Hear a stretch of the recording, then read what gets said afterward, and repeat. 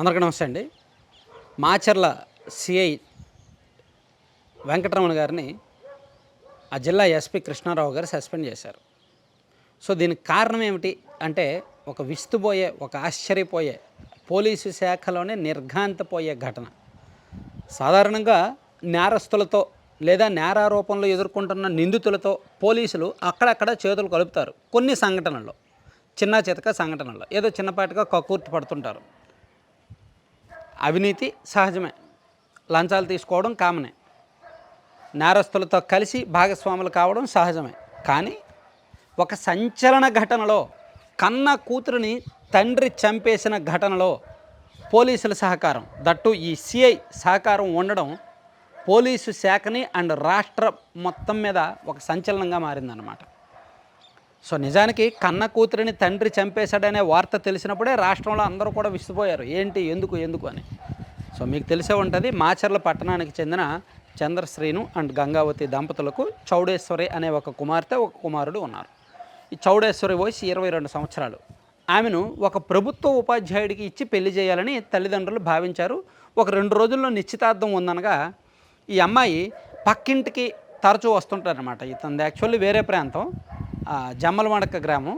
So ఈయన చౌడేశ్వరి వాళ్ళ పక్కింటికి ఇప్పటికప్పుడు వస్తూ ఉంటాడు. దాంతో ఆ నాగరాజుని ఈ అమ్మాయి లవ్ చేసింది. ఇద్దరు కూడా మేజర్లు, వయసు ఎక్కువే కావడంతో ఇద్దరు కూడా విజయవాడ వచ్చి, అంటే ఇళ్లలో ఇంక ఒప్పుకోరని నిర్ధారణ చేసుకొని విజయవాడ వచ్చి ఒక టెంపుల్లో పెళ్లి చేసుకొని అక్కడ నుంచి చెన్నై వెళ్ళి చెన్నైలో వారం రోజులు స్టే చేసి అక్కడ నుంచి నరసరావుపేటలో ఒక ఇల్లు అద్దెకు తీసుకొని ఇద్దరు ఉంటున్నారు. ఇద్దరు మేజర్లే, చట్ట ప్రకారం వాళ్ళిద్దరికీ కలిసి జీవించే హక్కు ఉంది. అవసరమైతే పోలీసులు వాళ్ళకి రక్షణగా ఉండాలి.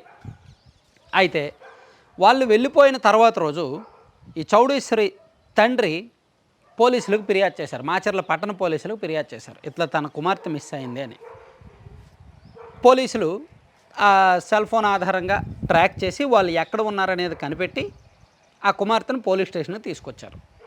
ఇక్కడ పోలీసులు చట్ట ప్రకారం వ్యవహరిస్తే, వాళ్ళిద్దరూ పెళ్లి చేసుకున్నారు కాబట్టి, మేజర్లు కాబట్టి వాళ్ళకి రక్షణగా నిలిచి తల్లిదండ్రులకు కౌన్సిలింగ్ ఇవ్వాలి, తల్లిదండ్రులకు వార్నింగ్ ఇవ్వాలి, అండ్ వీళ్ళిద్దరికి కూడా జాగ్రత్తలు చెప్పి పంపించాలి.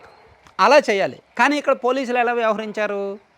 ఆ చౌడేశ్వరిని ఒక 5 రోజుల పాటు మీ ఇంట్లో ఉండమ్మా, అమ్మ నాన్నతో పాటు ఉండు, మీరు మాట్లాడుకొని సమస్యను పరిష్కరించుకోండి అని చెప్పి ఒక ఒప్పందం రాసుకొని సంతకాలు చేయించి ఆ చౌడేశ్వరిని వాళ్ళ తల్లిదండ్రుల దగ్గర పంపించారు.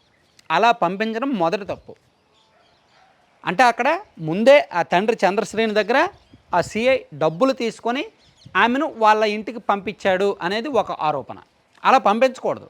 అక్కడ మిగిలిన వాళ్ళు వద్దని చెప్తున్నా సరే సిఐ గారు చెప్పింది మిగిలిన వాళ్ళు తప్పట్లేరు కదా, వద్దనలేరు కదా, డెసిషన్ ఆయన తీసుకున్నాడు. సో పంపించారు అట్లా. అది చట్టవిరుద్ధం, తప్పు. దాంతో ఆమె వెళ్ళిన ఆ తర్వాత రోజే 19వ తేదీనే తండ్రి ఇంట్లో కుమారుడు అండ్ తన భార్య లేని సమయంలో తన మేనల్లుని పిలిపించి, ఇంకొంతమంది స్నేహితులను పిలిపించి ఆ చౌడేశ్వరి నిద్రిస్తున్న సమయంలో గుండెల మీద కూర్చొని ఆమె మొహం మీద దిండు పెట్టి అత్యంత పాశవికంగా దారుణంగా చంపేశాడు. నాన్న నన్ను చంపొద్దు అనే ఆమె వేడుకుంటున్నా, ఏడుస్తున్నా, ఎంత అరుస్తున్నా, గట్టిగా అరుస్తున్నా కనికరించలేదు, వదిలిపెట్టలేదు. నాకు నచ్చని పెళ్లి నువ్వు చేసుకున్నావు, నువ్వు నాకు అవసరం లేదని చెప్పి అత్యంత దారుణంగా హత్య చేశాడు. ఇలా చేసిన తర్వాత ఈ విషయం అంతా సిఐకి తెలిసి దీన్ని సరిగ్గా ఇన్వెస్టిగేట్ చేయాల. దీన్ని ఆట చిత్రీకరించడంలో సిఐ సహకరించాడు, ఆ తండ్రి చంద్రశ్రేణుకు సహకరించాడు. అంటే చౌడేశ్వరి తనకు తానుగా మరణించింది, తండ్రి ఏమీ చేయలేదు అనేటట్టు ఒక పోస్ట్ మార్టం రిపోర్ట్ మ్యానిపులేట్ చేసి ఏదో కేసు పెద్దగా లేకుండా చేయాలి అనుకున్నాడు. దీనిలో ఆ సిఐ వెంకటరమణ పాత్ర చాలా స్పష్టంగా ఉన్నట్టుగా ఉన్నతాధికారులకు ఆధారాలు కూడా వచ్చాయన్నమాట. దాంతో ఆ సిఐని సస్పెండ్ చేశారు.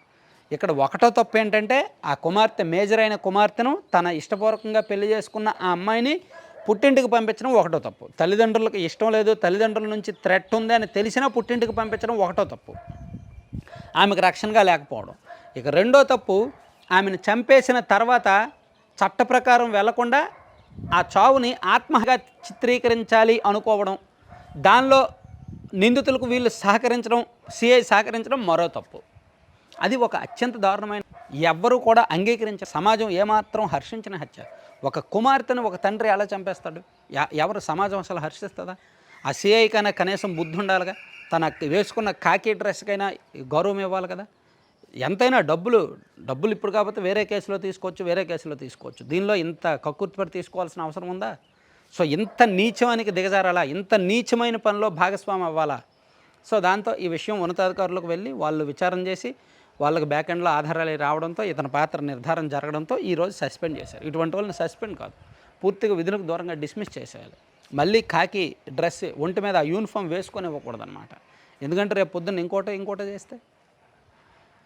సో అందుకే నేనేం చెప్తానంటే పోలీస్ శాఖలోనే కాదు, ఏ శాఖలోనైనా అవినీతి చిన్న చిన్న వ్యవహారాలు సహజమే.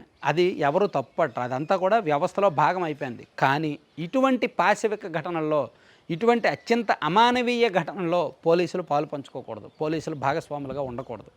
సో అందుకే ఈ సిఐ గారు చేసింది అయితే మాత్రం పోలీసు శాఖలో ఏ ఒక్కరు కూడా హర్షించడం లేదన్నమాట. Thank you.